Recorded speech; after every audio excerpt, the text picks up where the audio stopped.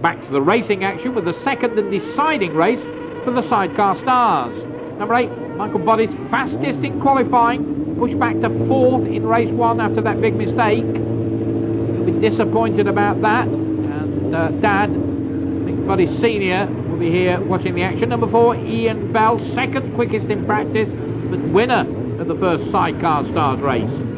Tom Hanks, beaten by less than a second in the first outing. Good performance from him. Stand-in passenger though, that's bound to make a difference. 36, Alan Schofield. Number 2, Gary Horsepole there on row 2.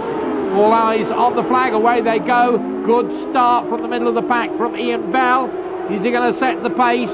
Through the chicane they go, jostling for positions down to park, and it is Bell, number 4, Bell, then it's Bodice, Tom Hanks, Alan Schofield, Gary Horsepole, Brian Pedder, Jeff Bell, Roy Hanks, Greg Lambert, Tony Baker, Terry Harvey. Last 11 outfits running now. And it's Ian Bell who leads from Mick Bodice. Then it's Tom Hanks and Alan Schofield. Round the hairpin they go, and Ian Bell looks as though he means business. Good victory in race 1, and a win here would certainly wrap up overall success. Down the back straight they come. We'll see whether anyone can bob out of the slipstream and go for a position. Here comes Tom Hanks. He's done that to Alan Schofield. Will Schofield let him by? Has no choice. Up into 3rd place goes Tom Hanks. Oh, and they're getting very, very skittish. These guys are trying 110%. Ian Bell out in front. And it's Bell leads, but look at Alan Schofield out of the slipstream on the inside of Tom Hanks. He regains 3rd place. Good ride from him. Oh, and a lot of chopping and changing. 1 or 2 ruthless manoeuvres there. Doors being closed very firmly in people's faces.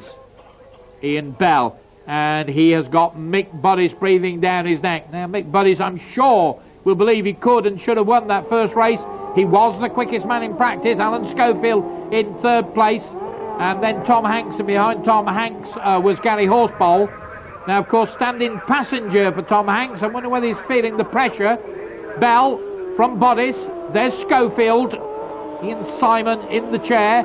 Tom Hanks trying to come back underneath him, can't do it. Has to get back on the racing line to go the quickest route through the chicane, which, of course, is over the grass. Ian Bell, the leader. Mick Bodice, then Alan Schofield. And Bodice looking very, very good indeed. Neil Carpenter doing all the hard work in the chair. Those front 5 have now started to pull away. Good 4-rider battle a little bit further back. And a bit of a problem there for number 3.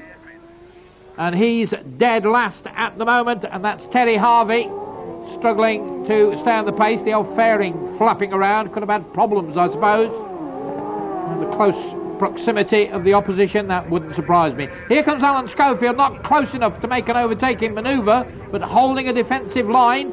Tom Hanks behind him in 4th place, outfit number 1. Then 2 is Gary Horsepole. Bell, the leader. Bodice 2nd. Through the chicane, down towards Park Corner. And again, look at Schofield. And on the inside goes Horsepole, and he goes through. Well, Tom Hanks dropping back.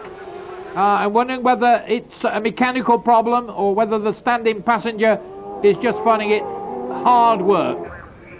Down the back straight they come. And look at that, Gary Horsepole on the charge. He's gone up to 4th place. He's now in 3rd spot. Can he hold off Alan Schofield? Yes, he can, but only just.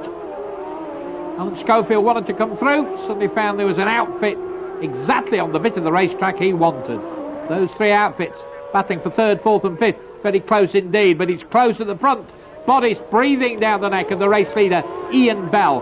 Tom Hanks, he's the reigning British champion. He's in 5th place. He can't catch and pass the others, and it looks as though, in fact, they've stopped. I think we've seen the last of Tom Hanks. There's Alan Schofield. No sign of Hanks. There he is, just touring around. I think the stand-in passenger just found it just a little bit too much like hard work, and who can blame him?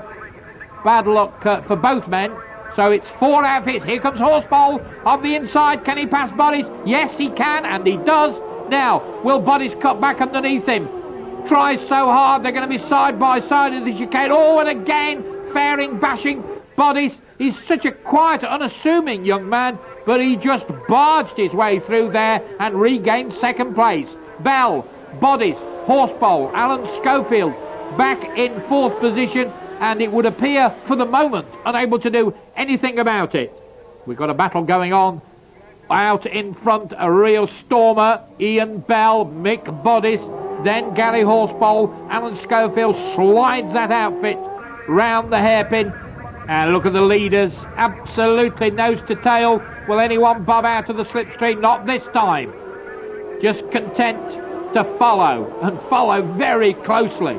That really is a nine-wheeler charging down the Darley Moor start and finish straight into paddock. Bell number 4, 8 is Bodies, 2 is Horsebowl, and poor old Alan Schofield, try as he might, he cannot stay with the leading trio. Into the hairpin yet again.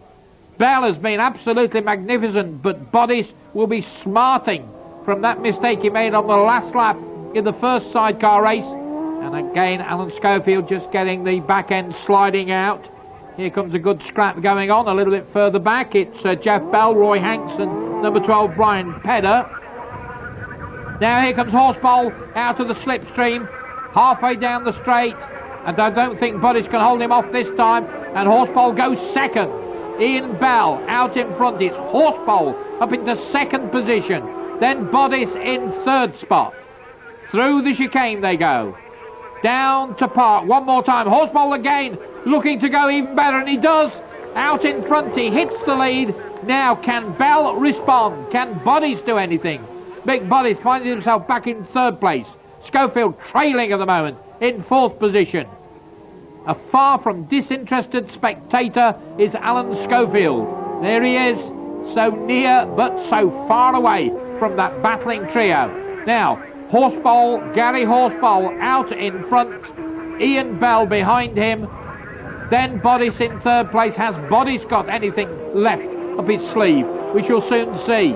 And the last lap flag goes out. They've got one lap to sort it out.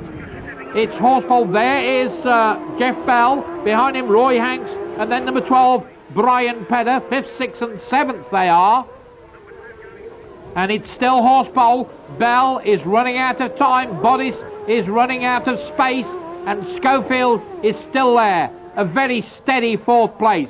Here comes Horsebowl into the hairpin for the very last time. Can Bell reduce the gap on the brakes? Hard on the brakes, closes up. He's going to pass him down the back straight, or at paddock if he's going to pass him at all. Schofield there in fourth position. Bodies, I think, will not play any part in this. There is the race leaders. They're about to catch Terry Harvey, who's last at the moment, but far from disgrace. And Horsebowl's going to hang on. Bell cannot get near enough. It's Gary Horsebowl who's going to win the second leg, but Ian Bell is right with him on an aggregate time.